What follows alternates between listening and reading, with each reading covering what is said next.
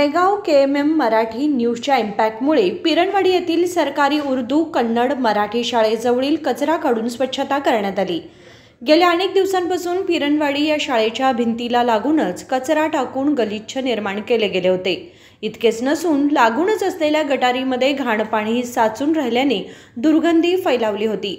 अशामुळे शाळेच्या विद्यार्थ्यांना चिकनगुनिया, डेंग्यू सारख्या आजारांना सामोरे जावे लागत होते।